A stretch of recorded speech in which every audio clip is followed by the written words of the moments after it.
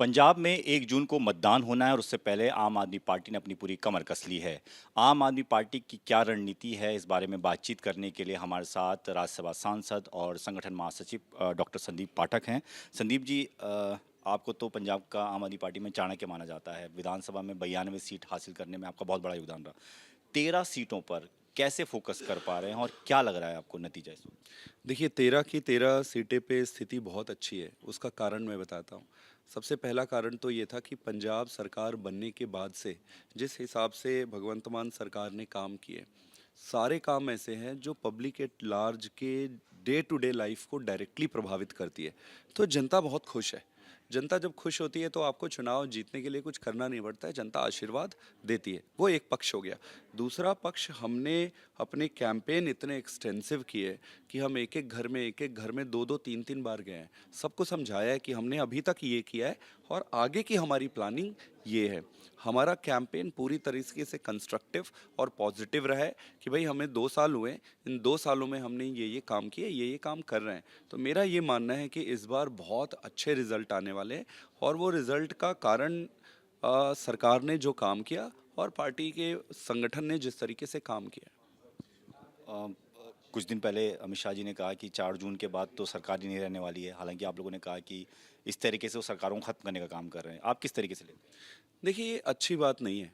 गृह मंत्री आप हैं, ऐसे किसी भी बड़े पद पर जब आप बैठते हैं तो आपको उस पद की गरिमा का भी ध्यान रखना पड़ता है और एक स्टैंडर्ड प्रैक्टिस जो होता है सरकार चलाने की और प्रजातांत्रिक जो प्रक्रिया होती है उसके दायरे में रहना पड़ता है।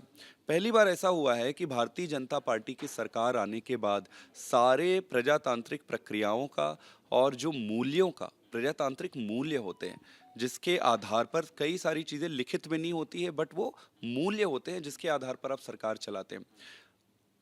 अमित शाह जी यहाँ आए और आकर कहते हैं कि भाई चुनाव, ये लोकसभा चुनाव के बाद यहाँ की सरकार गिरा देंगे। हम उनसे पूछना चाहते हैं कि अमित शाह जी आप कैसे सरकार गिरा सकते हो? 92 एमएलए हैं, जनता ने इतनी मेजॉरिटी से वोट किया है। आप जनता के दिए हुए, पंजाब की जनता के दिए हुए मैंडेट को कैसे नकारेंगे? क्या आप खरीदी बिक्री करेंगे? अगर खरीदी बिक्री कर रहे हैं तो क्या रेट लगा रहे हैं अमित शाह जी आप? अगर आप ईडी का उपयोग कर रहे हैं तो कैसे करेंगे आप?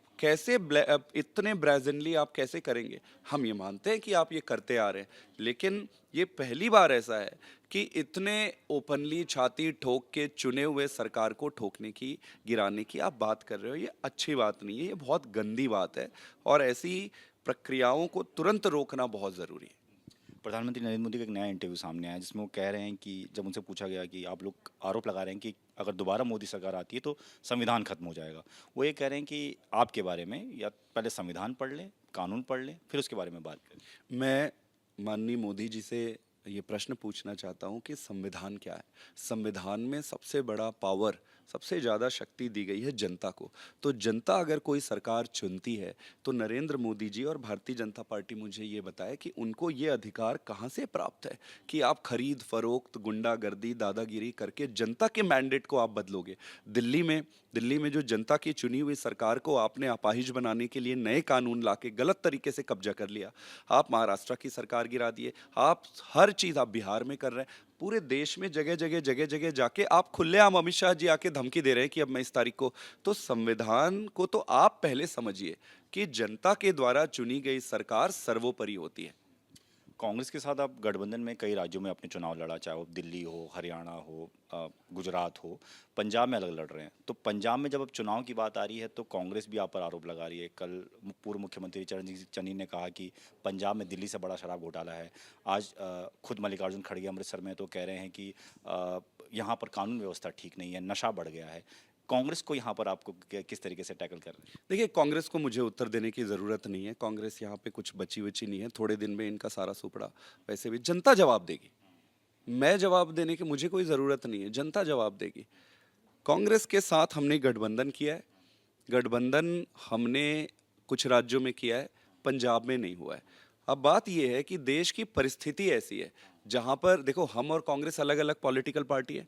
हमारे मूल्य अलग हैं, हमारे तरीके अलग हैं। देश के लिए ये ज़रूरी था कि हम साथ में आए और देश की ज़रूरत के हिसाब से इकट्ठे आए। रहा सवाल पंजाब में, अगर ये कुछ कह रहे हैं तो उसका उत्तर जनता देगी।